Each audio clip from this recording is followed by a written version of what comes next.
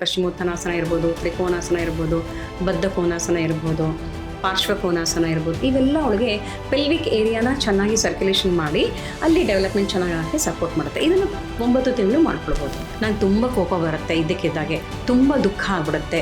ಮೊದಲು 20 ಜನಕ್ಕೆ ಅಡುಗೆ ಮಾಡ್ತಿದ್ದವಳು 2 ಅಡುಗೆ ಮಾಡೋದು ಕಷ್ಟ ಆಗ್ತಾ ಇದೆ. ನಾ ಹೊರಗೂ ದುಡಿಬೇಕು, ಮನೇಲೂ ದುಡಿಬೇಕು, ನನ್ನ ಕೈಲಿ ಆಗ್ತಾ ಇಲ್ಲ ಇವಾಗ ಅನ್ನೋ ಘಟ್ಟಕ್ಕೆ ಬಂದು ನಿಂತ್ಕೋತಾಳೆ ಅವಳು. ಬಟ್ಟೆ ಎಲ್ಲಿದೆ ಅಂತ ಕೇಳ್ತಿದ್ಲು, ನನ್ನ ಮಗ ನನ್ನ ಅಮ್ಮ ನನ್ನ ಶೂಸ್ ಎಲ್ಲಿಟ್ಟಿದೆ ಅಂತ ಕೇಳ್ತಾ ಇದ್ದ. ಈಗ ನಾನು ಯಾರು ಮನೆಗೆ ಬೇಡವೇ ಆಗಿರೋಂಥ ವ್ಯಕ್ತಿ ಆಗ್ಬಿಟ್ಟಿದ್ದೀನಿ ಅಂತ ಭಾವಿಸ್ತಾಳೆ ಅವಳು. ಇಲ್ಲಿವರೆಗೂ ಗಂಡನು ಸಹ ಒಂದು ಖರ್ಚೀಫ್ ಕೊಡು, ಹೋಗ್ಬೇಕಾದ್ರೆ ಬಾಕ್ಸ್ ರೆಡಿ ಮಾಡಿದ್ಯಾ ಅಂತ ಕೇಳ್ತಾ ಇದ್ದ. ಇವತ್ತೇನು ಕೇಳೋದೇ ಇಲ್ಲ ನನ್ನ. So I am unwanted person in the family ಅನ್ನೋ ಒಂದು ಫೀಲ್ ಬರುತ್ತೆ ಅವಳಿಗೆ. ಇವತ್ತೇನಾಗ್ತಿದೆ, ನಾನು ಒಬ್ಬಳೇ ಒಂಟಿ ಆಗ್ಬಿಟ್ಟಿದ್ದೀನಿ. ಇವತ್ತು ನಾನು ಹೊರಗಿತ್ತೀರು ನನ್ನ ಜೊತೆಲಿಲ್ಲ, ಅಕ್ಕ ತಂಗಿರು ನನ್ನ ಜೊತೆಲಿ ಇರಲ್ಲ, ನಾನು ಯಾರ ಜೊತೆಗೂ ಶೇರ್ ಮಾಡೋಕ್ಕಾಗಲ್ಲ. So that will be biggest problem for me. ಎಲ್ಲರೂ ಇದನ್ನು ಫೇಸ್ ಮಾಡ್ತೀರ ಅನ್ನೋದು ನನಗೆ ಅರ್ಥ ಆಗಲ್ಲ. ಏನೋ ನನಗೆ ದೊಡ್ಡದಾಗ ಆಗ್ತಾ ಇದೆ ಅನ್ನೋ ಥರ ನಾನು ಫೀಲ್ ಮಾಡ್ಕೊಳ್ತೀನಿ. So that is the biggest problem today. ಹೊರಗಡೆ ಹೋಗಿ ನಾನು ಬ್ಯಾಂಕ್ ಉದ್ಯೋಗಿ ಆಗಿದ್ದೀನಿ ಅಥವಾ ಇನ್ನೇನೋ ಕೆಲಸ ಮಾಡ್ತಾ ಇದ್ದೀನಿ, ನಮ್ಮ ಮನೆಯಲ್ಲೂ ನಿರ್ವಹಣೆ ಮಾಡಬೇಕು, ಎರಡೂ ಮಾಡೋದು ಕಷ್ಟ ಆಗುತ್ತೆ. ನನಗೆ ಟೈಮ್ ಸಿಕ್ಕಲ್ಲ ನೋಡಿ. ಟೈಮ್ ಎಲ್ರಿಗೂ ಇರೋದು 24 ಗಂಟೆನೇ.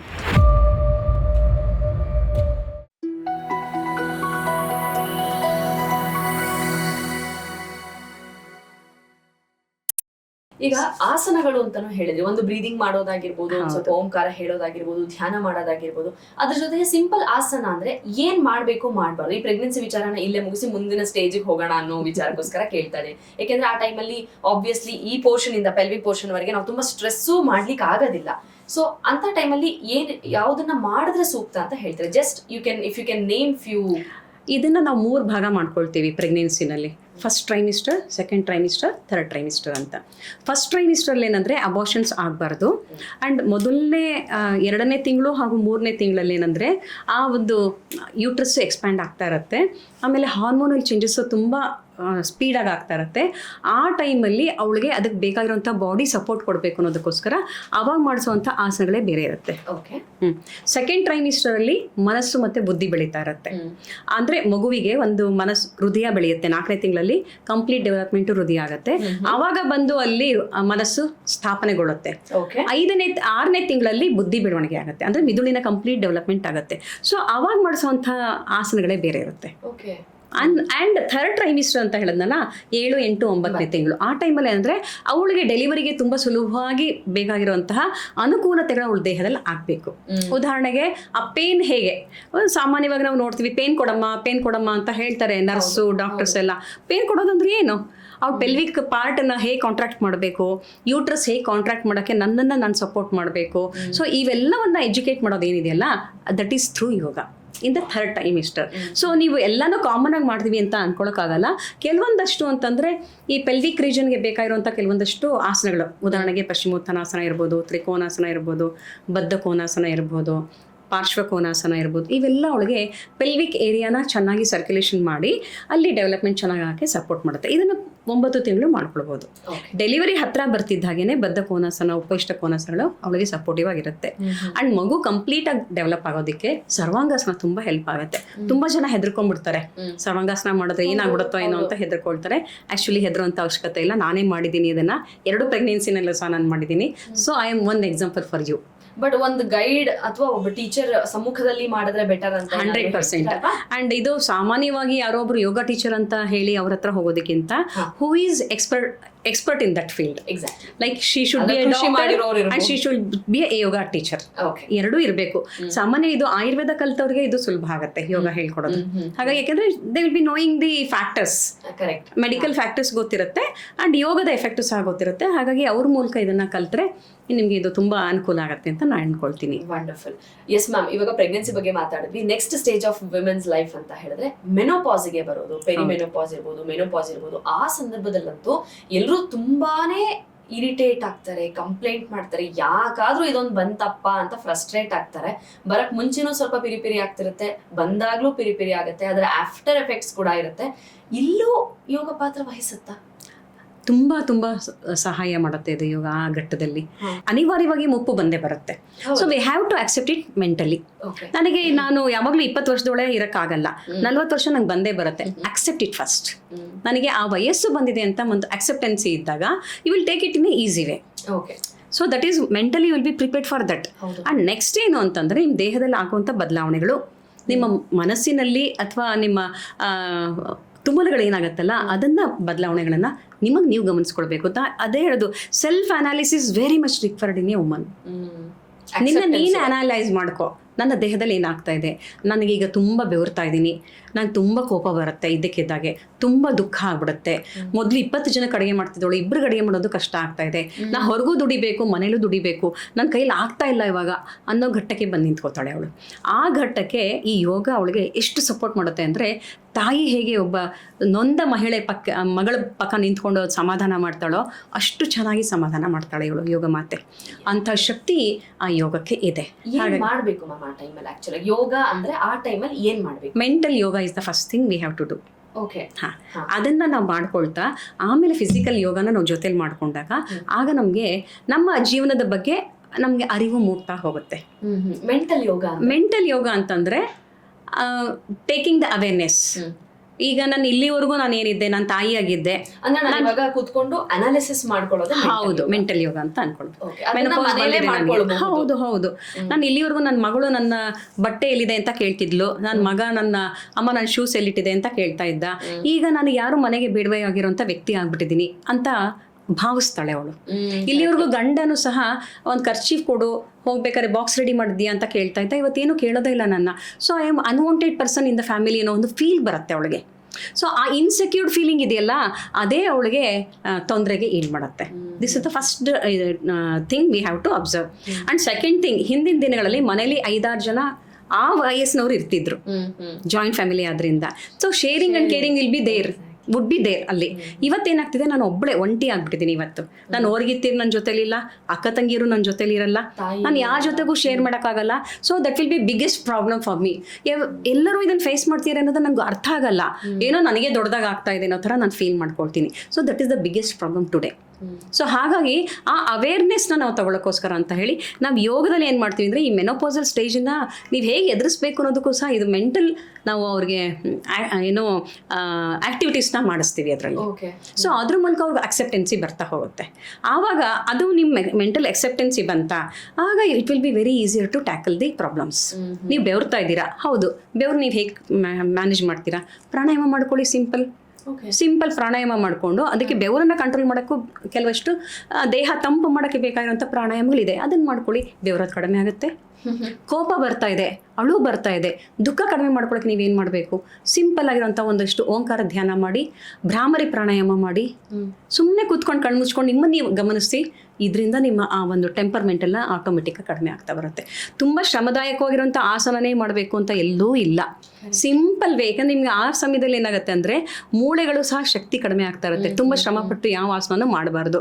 ಸರಳವಾಗಿರೋದು, ನಿಮ್ಮ ಮಂಡಿ ನೋವು ಬರ್ತಾ ಇದೆ, ಮಂಡಿ ನೋವಿಗೆ ಆಗೋವಂಥ ಸಮಸ್ಯೆ ಕೊಡೋಂಥ ಆಸನ ಖಂಡಿತ ಮಾಡಬೇಡಿ.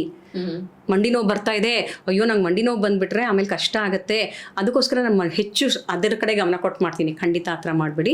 ಮಂಡಿ ನೋವು ಮಂಡಿಗೆ ಈಸ್ ಆಗೋವಂಥದ್ದು, ಸುಲಭ ಆಗೋವಂಥದ್ದು ಅಂತಹ ಆಸನಗಳನ್ನು ಮಾತ್ರ ಮಾಡ್ಕೊಳ್ಳಿ. ಆಸನ ಸ್ವಲ್ಪ ಕಡಿಮೆ ಆಗ್ತಾ ಹೋಗಬೇಕು ವಯಸ್ಸು ಆಗ್ತಾ. ಪ್ರಾಣಾಯಾಮ ಧ್ಯಾನದ ಕಡೆಗೆ ಹೆಚ್ಚು ಗಮನ ಕೊಡಬೇಕು. ಆ್ಯಂಡ್ ಸ್ಪಿರಿಚುಯಾಲಿಟಿ ಕಡೆಗೆ ನೀವು ಜಾಸ್ತಿ ಹೋಗ್ತಾ ಹೋಗಬೇಕು. That is the best method to overcome with the problems with menopausal condition.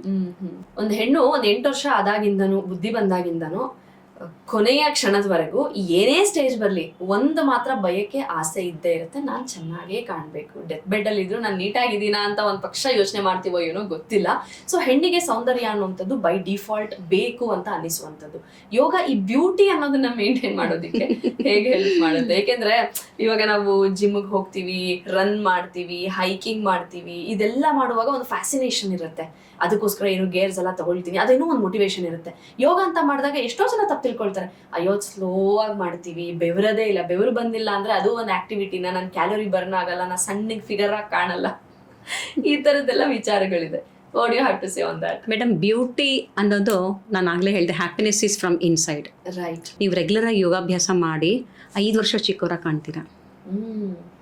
ಯೋಗಾಭ್ಯಾಸ ಮಾಡಿ ನಿಮ್ಮ ಸ್ಕಿನ್ ಟೆಕ್ಸ್ಚರ್ ತುಂಬ ಚೆನ್ನಾಗಾಗುತ್ತೆ. ಯಾವ ಮೇಕಪ್ಪು ಬೇಕಿಲ್ಲದೆ ನಿಮ್ಮ ಸ್ಕಿನ್ನ ಕಾಪಾಡ್ಕೊಳ್ಬೋದು, ಚರ್ಮದ ಆರೋಗ್ಯ ಕಾಪಾಡ್ಕೊಳ್ಬೋದು.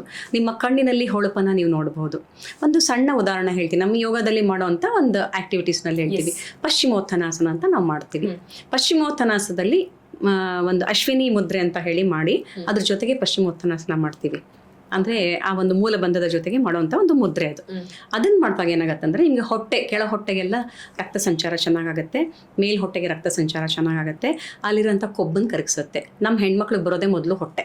ಹೌದು ಹೌದು. ಆ ಮೆನೋಪಸಲ್ ಏಜ್ ಇರ್ಬೋದು, ಯಾವುದೇ ವಯಸ್ಸಲ್ಲಿ ಇರ್ಬೋದು. ಸೊ ಆ ಹೊಟ್ಟೆನ ನಿಮ್ಗೆ ಕಂಟ್ರೋಲ್ ಮಾಡೋದು ತುಂಬ ಮುಖ್ಯ. ಆಮೇಲೆ ನಿಮ್ಮ ದೇಹ ಸೌಷ್ಠವ ಇದೆಯಲ್ಲ, ಅಂದರೆ ಪ್ರಾಪರ್ ಮೆಜರ್ಮೆಂಟಲ್ಲಿ ಪ್ರಪೋರ್ಷನೇಟ್ ಆಗಿರೋವಂಥದ್ದೆಲ್ಲ ಅದು ನಿಮಗೆ ಯೋಗ ಕೊಡ್ತಾ ಹೋಗುತ್ತೆ. ಆಯಿತಾ? ಇವೆಲ್ಲವನ್ನ ನಿಮ್ಮ ದೇಹಕ್ಕೆ ಬೇಕಾದಂಥ ಒಂದು ಬ್ಯೂಟಿಯನ್ನು ಕೊಡುತ್ತೆ. ಅಂಡ್ ಇನ್ನು ನಿಮ್ಮ ಮುಖ, ಯೂಶಲಿ ನಾವು ಮುಖದಿಂದಾನೇ ಅಳಿತೀವಿ ಯಾವುದೇ ವ್ಯಕ್ತಿಯ ಒಂದು ಬ್ಯೂಟಿ ಹೇಗಿದೆ ಅಂತ. ನಿಮ್ಮ ಮುಖದ ಟೆಕ್ಸ್ಚರ್ ಚೆನ್ನಾಗಾಯ್ತಾ, ನಿಮ್ಮ ಕಣ್ಣು ಹೊಳಪು ಬಂತ, ಸೊ ನಿಮ್ಮ ಮುಖ ಮತ್ತು ನಿಮ್ಮ ಕಣ್ಣು ಎರಡನ್ನೂ ಸೌಂದರ್ಯಯುತವಾಗಿ ಇಟ್ಕೊಂಡ್ರೆ ನೀವು ಯಾವಾಗಲೂ ಬ್ಯೂಟಿಫುಲ್ ಆಗಿ ಕಾಣ್ತೀರಾ. ಇವತ್ತಿಗೂ ಸಹ ಸುಧಾಮೂರ್ತಿ ಅವರು ಯಾಕೆ ಇಷ್ಟೊಂದು ನಮಗೆ ಅಪ್ಯಾಯಮಾನ ಅನ್ನಿಸ್ತಾರೆ? ಅವರೇನು ಹೇರ್ ಡೈ ಮಾಡಲ್ಲ, ಅವ್ರೇನು ತುಂಬ ಮೇಕಪ್ ಮಾಡಲ್ಲ, but even then she looks so beautiful ಅಲ್ವಾ? ಅಂದರೆ ನಾವು ನಮ್ಮ ವಯಸ್ಸನ್ನು ಅಕ್ಸೆಪ್ಟ್ ಮಾಡ್ಕೊಂಡ್ವಿ ಅಂದರೆ, ನಂಗೆ ಬಿಳಿ ಕೂದಲು ಬಂತು ಒಪ್ಕೋತೀನಿ, ನಾನು 60 ವರ್ಷ ಆಯಿತು ಒಪ್ಕೋತೀನಿ, ನಂಗೆ 30 ವರ್ಷ ಆಯಿತು, ನಾನು ತಾಯಿ ಆಗಿದ್ದೀನಿ ಒಪ್ಕೋತೀನಿ, ನನ್ನ ತಾಯಿ ಆದರೂ ನಾನು 20 ವರ್ಷದೊಳ ಥರ ಇರಬೇಕು ಅಂತ ನಾನು ಅಂದ್ಕೊಳ್ಬಾರ್ದು. ಸೊ ಈ ಅಕ್ಸೆಪ್ಟೆನ್ಸಿ ಬರುತ್ತೆ ನೋಡಿ, ಆಗ ನಮ್ಮ ಸೌಂದರ್ಯ ಅನ್ನೋದು 3 ಪಟ್ಟು ಜಾಸ್ತಿ ಆಗಿಬಿಡುತ್ತೆ. Right right. ಸೊ ಹಾಗಾಗಿ ಏನಂದರೆ ಯೋಗ ನಿಮ್ಗೆ ಏನು ಮಾಡುತ್ತೆ ಅಂದರೆ, ನಿಮ್ಮ total health is the most important beauty in your self. ಮೊದಲು ಆರೋಗ್ಯ ಅನ್ನೋದು ಚೆನ್ನಾಗಿ ನಿಮ್ಗೆ ಇದೆ ಅಂತಂದರೆ ಅಲ್ಲಿ ಬ್ಯೂಟಿ ಚೆನ್ನಾಗಿದೆ ಅಂತ ಅರ್ಥ. ಆ್ಯಂಡ್ ನಾನು ಅದೇ ಹೇಳ್ತೀನಿ, ತುಂಬ ಜನ ನನ್ನ ಹತ್ರ ಬ್ಯೂಟಿ ಪಾರ್ಲರ್ ಅವರು ಬರ್ತಾರೆ, ನಾನು ಹೇಳ್ತೀನಿ ಬೇಜಾರು ಮಾಡ್ಕೋಬೇಡಿ ನಾ ಹೀಗೆ ಹೇಳ್ತಾ ಇದ್ದೀನಿ ಅಂತ, ನಿಮ್ಗೆ ಜನ ಕಡಿಮೆ ಆಗ್ತಾರೆ ಯಾಕಂದ್ರೆ ಯೋಗ ಮಾಡೋದ್ರಿಂದ ಅಂತ. ಯಾಕಂದರೆ ಅಷ್ಟು ಸೌಂದರ್ಯ ಅಲ್ಲಿ ವರ್ಧನೆ ಆಗುತ್ತೆ, ಸೌಂದರ್ಯ ವರ್ಧಕವಾಗಿಯೂ ಸಹ ಯೋಗ ಸಪೋರ್ಟಿವ್ ಆಗಿರುತ್ತೆ. ಹೌದು, ನೀವು ಇದು ಹೇಳಿದಾಗ ನಂಗೊಂದು ನೆನಪಾಗಿದ್ದು, the famous Bollywood actress Shilpa Shetty ಅವರು, ಆಕ್ಚುಲಿ ಅವರು ಕೂಡ ಅವ್ರ ಪೋಸ್ಟ್ ಪ್ರೆಗ್ನೆನ್ಸಿ ಆದ್ಮೇಲೆ ಯೋಗನ ತುಂಬಾ ಒತ್ತು ಕೊಟ್ಟು ಅದನ್ನ ಪ್ರಚಾರ ಕೂಡ ಮಾಡಿದ್ರು. ಇವತ್ತು she is 52 but she looks like 25-28 ತರ ಅನ್ನಿಸ್ತಾರೆ. ಸೊ ಈ ಏಜ್ ನ ರಿವರ್ಸ್ ಮಾಡ್ಬೇಕು ಅನ್ನೋದು ಎಲ್ರಿಗೂ ಆಸೆ. ಆಫ್ಟರ್ 40 ಬಂದಾಗ ವಯಸ್ಸಾಗ್ತದೆ, ಆಗದೆ ಹೋದ್ರೆ ಚೆನ್ನಾಗಿರುತ್ತಲ್ಲ ಅಂತ ಅನಿಸ್ತಾ ಇರುತ್ತೆ. ಸ್ಕಿನ್ ರಿಂಕಲ್ಸ್ ಬರಕ್ ಸ್ಟಾರ್ಟ್ ಆಗುತ್ತೆ, ಬೋನ್ ವೀಕ್ ಆಗಕ್ ಸ್ಟಾರ್ಟ್ ಆಗುತ್ತೆ, ಸ್ವಲ್ಪ ಗ್ರೇ ಹೇರ್ ಸ್ಟಾರ್ಟ್ ಆಗುತ್ತೆ. ಈ ಏಜ್ ನ ರಿವರ್ಸ್ ಮಾಡೋದಕ್ಕೆ ಯೋಗ ಹಾಗಿದ್ರೆ ಗ್ರೇ ಹೇರ್ ನ ತಡೆಗಟ್ಟಲಿಕ್ಕೆ ಯೋಗ ಸಪೋರ್ಟ್ ಮಾಡುತ್ತೆ 100%. ಆಸನ, ಕೆಲವೊಂದಷ್ಟು ಆಸನಗಳು, ಶೀರ್ಷಾಸನ, ಸರ್ವಾಂಗಾಸನ, ಇವೆಲ್ಲ ಗ್ರೇ ಹೇರ್ ನ ಕಂಟ್ರೋಲ್ ಮಾಡುತ್ತೆ. ಅಂದ್ರೆ ನಿಮ್ಗೆ 70 ವರ್ಷಕ್ಕೆ ಬರ್ಬೇಕಾಗಿರೋ ಗ್ರೇ ಹೇರ್ 40 ವರ್ಷಕ್ಕೆ ಬರಬಾರ್ದು. ಯಾಕಂದ್ರೆ ಇವತ್ತೆಲ್ಲ ಅದು ಸ್ವಲ್ಪ ಗ್ರೇ ಹೇರ್ ಬೇಗ ಆಗ್ತಾ ಇದೆ. ಸೊ ಅದಕ್ಕೆ 40 ವರ್ಷಕ್ಕೆ ಬರೋದನ್ನ ಪ್ರಮೋಟ್ ಮಾಡ್ಬಿಡೋಣ, ನಾವು 20 ವರ್ಷ ಪೋಸ್ಟ್ಪೋನ್ ಮಾಡೋಣ ಅದನ್ನ. ಸೊ ಆಟೋಮೆಟಿಕಲಿ ನಿಮ್ಗೆ ಬ್ಯೂಟಿ ಚೆನ್ನಾಗಿ ಆಗುತ್ತೆ ಅವಾಗ. ಹಾಗೇನೆ ನಿಮ್ ಸ್ಕಿನ್ ಟೆಕ್ಸ್ಚರ್ ನಿಮ್ ಚಿಕ್ಕ ವಯಸ್ಸಿನಲ್ಲಿ ಹೇಗಿರುತ್ತೋ ಆ ತರ ಟೆಕ್ಸ್ಚರ್ ನಿಮ್ಗೆ 60 ವರ್ಷಕ್ಕೂ ಇದೆ ಅಂತಂದ್ರೆ you will be blessed no with yoga. So that is the speciality of ಯೋಗ.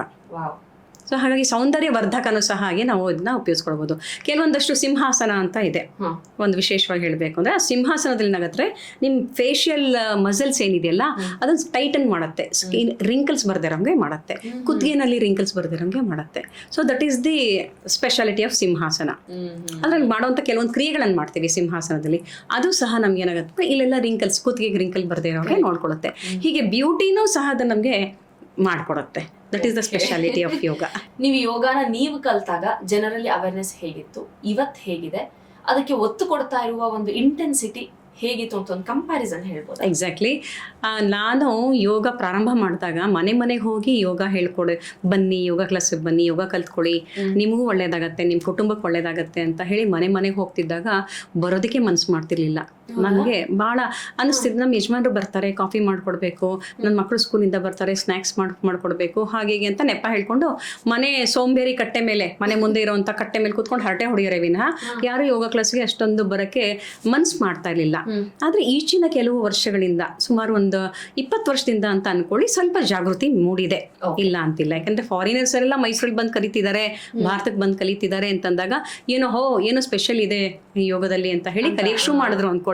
ಆದ್ರೆ ಇದಕ್ಕೆ ತುಂಬಾ ಸ್ಪೀಡ್ ಸಿಕ್ಕಿದೆ. ಯಾವಾಗ ಅಂದ್ರೆ ಕ್ಯಾಟಲಿಸ್ಟ್ ತರ ಕೆಲಸ ಮಾಡಿದ್ದಂದ್ರೆ, ಯೋಗ ಡೇ ಅಂತ ಯಾವಾಗ ಡಿಕ್ಲೇರ್ ಆಯ್ತು ನೋಡಿ, ಮೋದಿ ಅವರು ಇಂಟರ್ನ್ಯಾಷನಲ್ ಲೆವೆಲ್ ಅಲ್ಲಿ ಯೋಗವನ್ನ ಒಂದು ಮಾನ್ಯತೆ ಮಾಡುವಂತ ಒಂದು ಕೆಲಸವನ್ನ ಮಾಡಿದ್ರು, ಅವೇರ್ನೆಸ್ ನ ಕ್ರಿಯೇಟ್ ಮಾಡಿದ್ರು ನೋಡಿ. ಅಲ್ಲಿಂದ ಇದಕ್ಕೆ 4 ಪಟ್ಟು ವೇಗ ಸಿಕ್ಬಿಟ್ಟಿದೆ ಅಂತ ಇಡೀ ವಿಶ್ವದಲ್ಲಿ ಇದನ್ನ ಆಚರಣೆ ಮಾಡ್ತಿದೀವಲ್ಲ. ಈ ಆಚರಣೆ ಮಾಡ್ಬೇಕಾದ್ರೆ ಒಂದು ಏನು ಪೀಪ್ ಔಟ್ ಮಾಡೋದು ಅಥವಾ ಒಂದು ಅದ್ರೊಳಗಡೆ ಹೊಕ್ಕಿ ಏನಿದೆ ಅಂತ ನೋಡುವಂತ ಪ್ರಯತ್ನ ಮಾಡ್ತಾರೆ ನೋಡಿ, ಆ ಪ್ರಯತ್ನನೇ ಸಾಕು ಅವ್ರಿಗೊಂದು ಪ್ರೇರಣೆ ಕೊಡೋಕೆ. ನಿಜವಾಗಿ ಆ ಪ್ರಯತ್ನ ಇದ್ದಿದ್ದು ಪ್ರೇರಣೆ ಆಗುತ್ತೆ, ಪ್ರೇರಣೆ ಇದ್ದಿದ್ದು ಅಭ್ಯಾಸ ಮಾಡ್ಲಿಕ್ಕೆ ಅವಕಾಶ ಮಾಡಿಕೊಡುತ್ತೆ.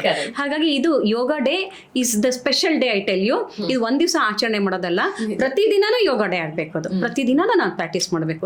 ನಾವು ಅನ್ಕೊಳ್ತೀವಿ ನನಗೆ ಟೈಮ್ ಇಲ್ಲ, ನಾನು ಹೊರಗೂ ಕೆಲಸ ಮಾಡ್ತೀನಿ, ಹೊರಗಡೆ ಹೋಗಿ ನಾನು ಬ್ಯಾಂಕ್ ಉದ್ಯೋಗಿ ಆಗಿದ್ದೀನಿ ಅಥವಾ ಇನ್ನೇನೋ ಕೆಲಸ ಮಾಡ್ತಾ ಇದ್ದೀನಿ, ನಮ್ಮ ಮನೆಯಲ್ಲೂ ನಿರ್ವಹಣೆ ಮಾಡಬೇಕು, ಎರಡೂ ಮಾಡೋದು ಕಷ್ಟ ಆಗುತ್ತೆ, ನನಗೆ ಟೈಮ್ ಸಿಕ್ಕಲ್ಲ.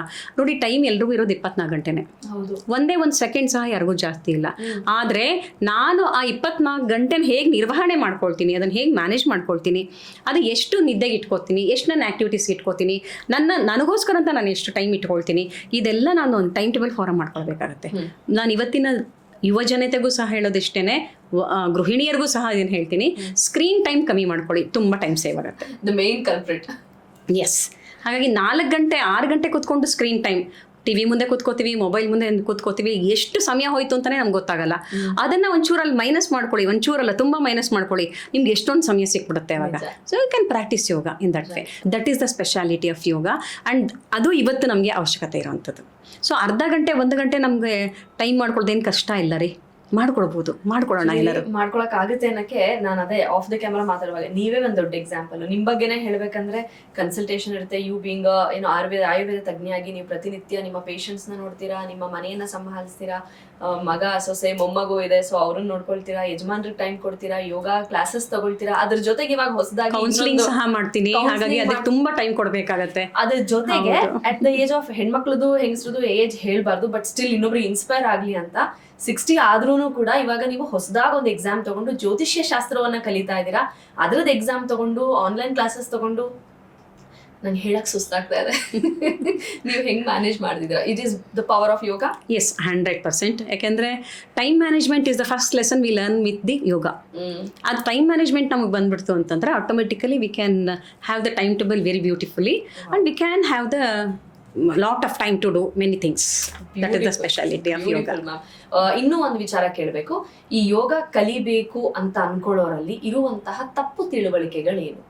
ನಾನು ಆರೋಗ್ಯವಾಗಿದ್ರೆ ತಾನೇ ಎಲ್ಲರನ್ನು ನೋಡ್ಕೊಳ್ಳೋಕೆ ಸಾಧ್ಯ. ಕನ್ನಡದಲ್ಲಿ ಒಂದು ಗಾದೆ ಇದೆ, ತಾಬಲ ಜಗಬಲ ಅಂತ ಹೇಳ್ತಾರೆ. ನಾನು ಬಲವಾಗಿದ್ರೆ ಜಗತ್ತನ್ನೇ ಬಲವಾಗಿ ಮಾಡಬಹುದು ನಾನು.